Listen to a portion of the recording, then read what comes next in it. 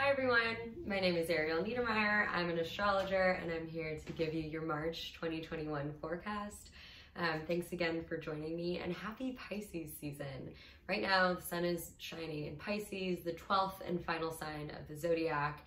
And for that reason, it's really a time of like endings and the end of a cycle, especially as we move into spring and the equinox and also the sun moving into Aries, which is the first sign of the zodiac. Pisces is also the sign of connections and oneness, especially oneness with the universe or a sense of the divine.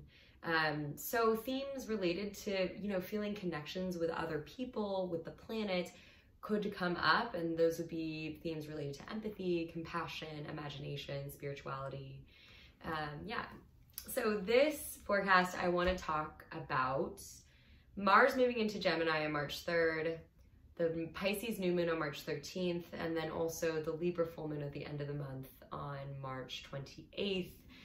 I don't know what it was with me preparing for this. I felt like there was so much to talk about. It was really hard to whittle down to just 3 aspects, but I don't know, maybe the Mars and Gemini energy is already like making me scattered or something, but there's just a lot to talk about. So I'll be peppering in other little aspects along the way as well. And an overall theme astrologically for the month I wanted to note is there's just like, it's going to be so much more movement this month. And it's because we have so many planets moving from fixed signs into mutable signs. And basically since the year started, 2021 started, we've had so many planets in fixed signs, namely Aquarius and also Taurus. Fixed signs are really determined and persevering, and they're incredible at focusing energy and resources doggedly to accomplish a task. The low vibe of that is stubbornness and working harder, not smarter, and like really digging your heels into your approach, even if it's really not working that productively. Where we're moving is mutable sign energy. So the mutable signs are Sagittarius and Virgo and Pisces and Gemini, with a particular focus on Pisces and Gemini this month. But mutable sign energy is all about adaptation and flexibility, and how do we pivot to get things done more efficiently, working smarter rather than harder, let's say. So yeah, with Mars moving into Gemini and Venus, the sun and moon, and also Mercury all in Pisces this month, there's just gonna be such a shift and flow and focus.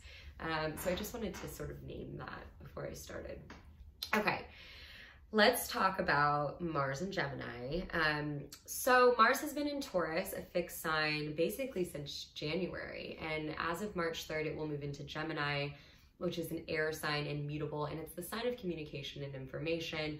Mars is the planet of drive and getting things done. And so when you combine the two, it's really using information to get things done. If you want to see how this expresses in your life, you're going to look at your chart and just see where Gemini falls. So it could be as related to your career, as related to your relationship, as related to your home life. It just depends on the house.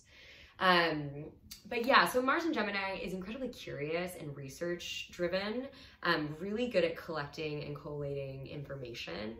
That being said, sometimes you can get like a scattered energy with Mars and Gemini and analysis paralysis, which is something that happens when you collect so much information and then you're like immobilized with like all the information, and you sit down to make a decision and you just feel overwhelmed by like all of the data points that you have.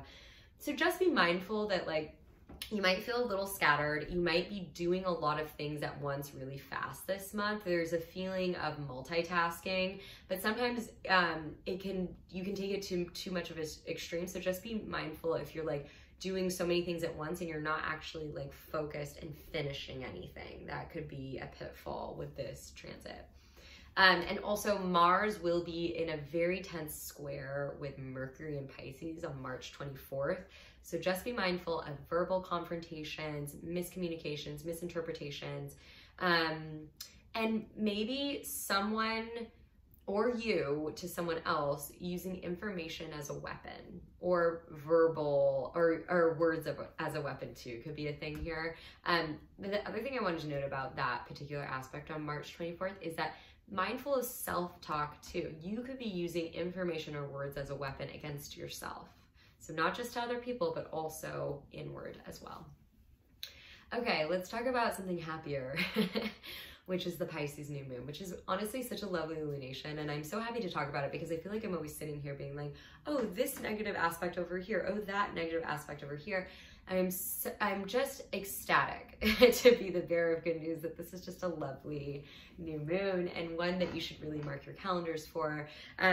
So Pisces and the moon the sun and the moon will be in Pisces because it's a new moon, but also Venus and Neptune, which is lovely. And so this is a lovely day for any kind of divination. If you practice tarot, astrology, the I Ching, if you're not so much into divination tools like those, go on a walk and let your mind wander. Sleep in a little bit and let yourself dream. But there will be such an opening for prophecies and metaphysical insights to come in that day that I really want you to take advantage of it. And it will also be very sweetly emotional as well. So just like let yourself relax a little bit. You deserve it. So that's a really lovely new moon. Okay. And yeah, a little note about Mercury moving into Pisces on the 15th, which I didn't mention at the top, but I do want to say something about. So Venus is in Pisces also. We have a lot of planets that are going to be in Pisces this month. The sun, the moon, Venus, and Mercury. Venus will be in Pisces, which is part of the reason why the new moon on the 13th is really lovely, because Venus likes to be in Pisces. It's exalted. And that's just a fancy term that astrologers use to say that a planet is able to do what it wants really easily in a certain sign. And so Venus wants to unify and harmonize and connect, and Pisces is the sign of connection and oneness. So put together, you just get this like flowing, pleasant energy. And with Venus and Pisces all month, you'll feel that subtle, flowing, pleasant energy, especially in your private life, not so much in your public life, because Venus will be so close to the sun that it will be a little bit more subtle and behind the scenes. Let's just put it like that. So on the one hand, Venus really likes to be in Pisces. Mercury does not like to be in Pisces. And it's because Mercury is the planet of communication. And in order to communicate clearly and effectively, oftentimes you need to define concepts. Definition is a process of restriction and division. And Pisces is the sign of oneness and connection. So put those together and you get unclear communication, befuddled thinking, confusion. So just be mindful about around March 15th when Mercury moves into Pisces, you might just feel like a little bit befuddled. And again, you're going to want to look at your chart and see where Pisces falls to see where this energy is going to play out. But yeah, so just, yeah, March 15th, Pisces and Mercury moving into Pisces is something to note. Okay, on to the Libra full moon on March 28th.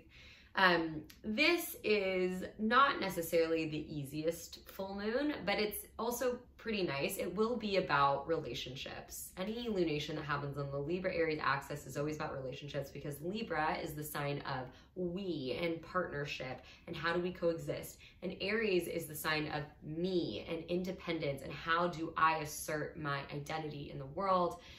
Put together, it's this negotiation of my needs versus our needs. And so you might find that negotiations with your partner might come up. If you're unpartnered, it could be a negotiation with your own independence and how it might be inhibiting you from finding a partner if that's what you want. If you do not want a partner, if you have no intention of finding a partner, then it'll just be your relationship with yourself. And where are there areas where there needs to be a little bit ebb and flow? I want you, the trick to this full moon is there is a really lovely aspect between the sun and Venus on the 26th that's really about valuing like the good parts of your relationship. Like there's going to be harmony and flow and this feeling of connection with your partner. Again, if you're unpartnered, it'll be with yourself. I want you to take note of that feeling and take it with you into this full moon when something comes up that will require your negotiation. I want you to remember that value that you derived on the 26th to help lubricate things as you negotiate what comes up on the full moon on the 28th. Okay, that's all I have for you for March. Thank you so much for tuning in. I always love being here with you. Again, my name is Ariel Neidermeier. I'm an astrologer. You can catch me on Instagram on Spot the Witch. And if this was helpful at all, please like and share it. And I will see you again in April. Have a lovely, lovely March, everyone.